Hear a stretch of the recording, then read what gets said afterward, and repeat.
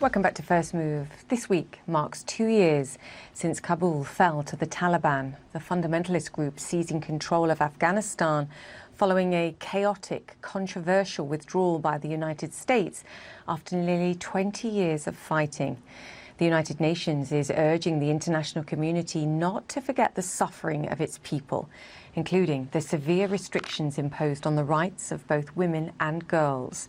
Quote, their rights to access education and work, their freedom of movement and participation in daily and public life have been eroded by a series of discriminatory edicts issued since the takeover.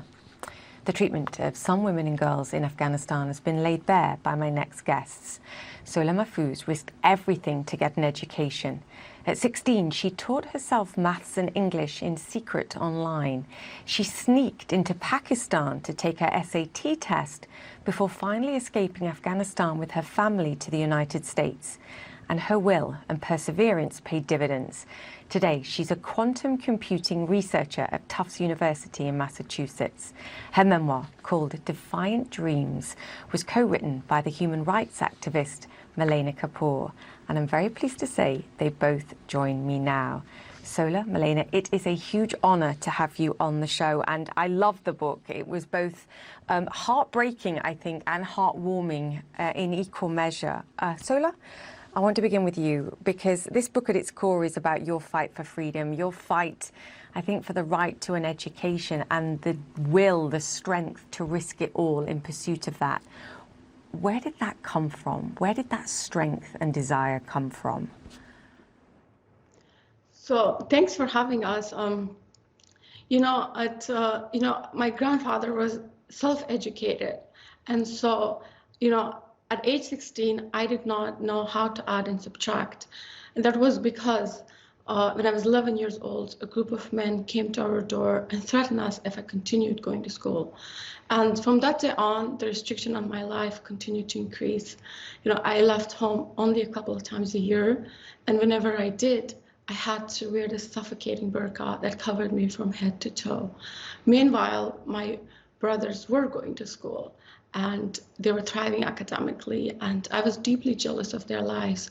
And in those times, for me, the world seemed like a dark place. And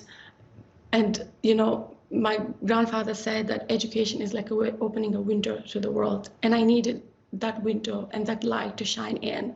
And so I secretly start teaching myself English, math, and Defiant Dreams tells the story of how I went from not knowing how to add and subtract in age 16 to all the way come here now in the US, doing physics, becoming a physics researcher at Tufts University, develop quantum algorithms.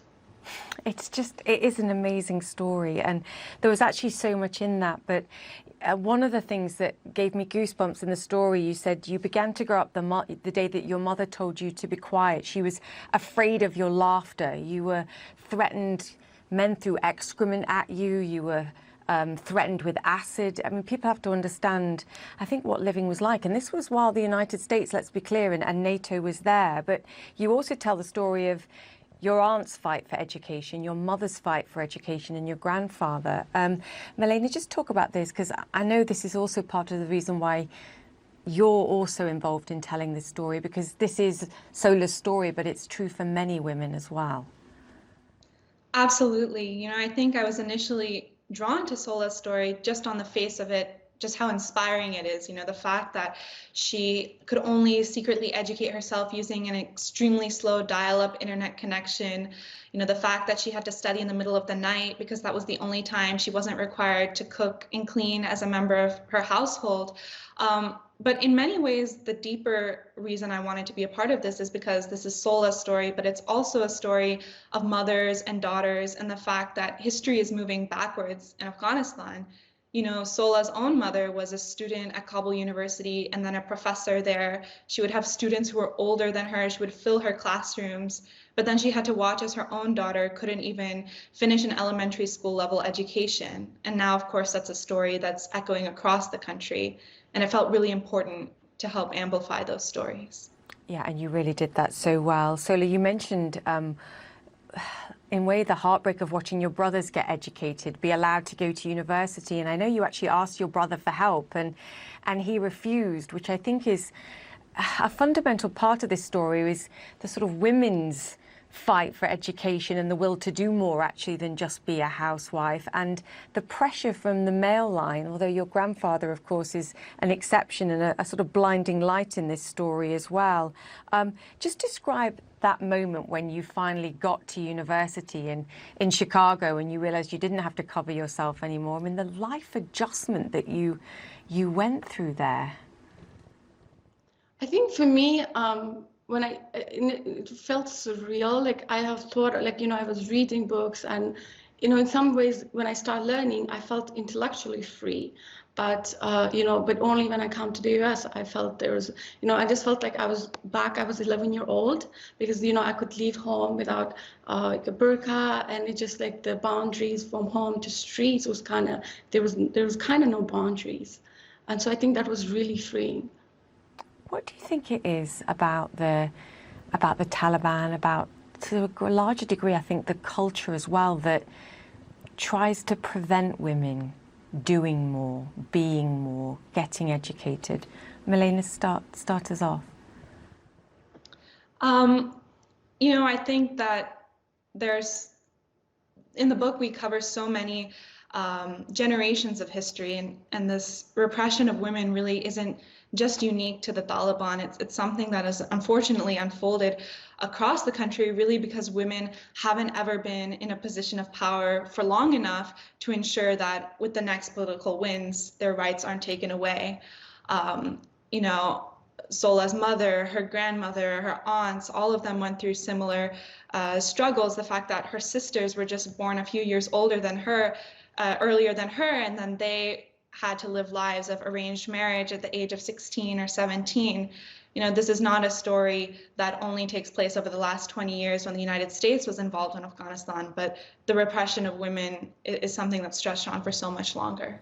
Yeah, and you do a brilliant job actually of telling that story of the generations of their fight, and older generations succumbing to what's expected of them rather than following their dreams in a way, Sola, that you managed to. You were going to say something, Sola, please. I think it's also important to look back. Like, Afghanistan was not always like that. You know, there was a lot of progress happening back when the king in the 60s, when liberalization started to happen. Women were going to university, and, you know, it's like the extremism is not part of the culture. It has, because of the political, you know, outside political influences, it has become what it is now. Yeah, that's such a great point. Yeah, it's such a great point to make. And obviously you were in Kandahar as well, which was sort of the spiritual home of the Taliban. So we have to be very clear on that too. And you do that in the book. There was so much hope in the past. And I know your aunt as well studied in Russia, got a scholarship to Russia, and had a very different life. You know, something that also came into my mind reading this book was the protests that we're seeing in Iran over women covering themselves, covering their hair. And Sola, it sort of reminded me of some of the comments you've made, and you've touched on it with what the Afghan burqa represented to you and what removing that in particular meant. So I think it's, again, comes to the, you know, being forced to do what you know, being forced to cover. And it's like, you know, I think you know, it's just, you have this one identity. And I think that's what I'm, it's just one, like, as a human, we should be free to be, how do we express ourselves? And if some outside person telling us that's how we should be, then I think that feels very suppressing. And I think it's a, you know, it's a symbol of all other choices that we make. Yeah, it should be okay to fight for more, to have more. Malaina, what do you want people to take away from this book? And I do recommend people read it for many reasons. What do you want the takeaway to be? You know, I think especially on this anniversary, it's so important to just sit and acknowledge the tragedy of what's happening with women's rights in Afghanistan right now. You know, as you mentioned, for those of us who've grown up in the United States or in the West, it can sometimes be hard to understand just how difficult life is there. The fact that there were moments when Sola wasn't allowed to laugh in her own home. You know, I'm reminded of a story of the first time that Sola's mother had to wear a burqa, and her young son saw her and actually thought that she had gone blind because he'd never seen such a restrictive covering before.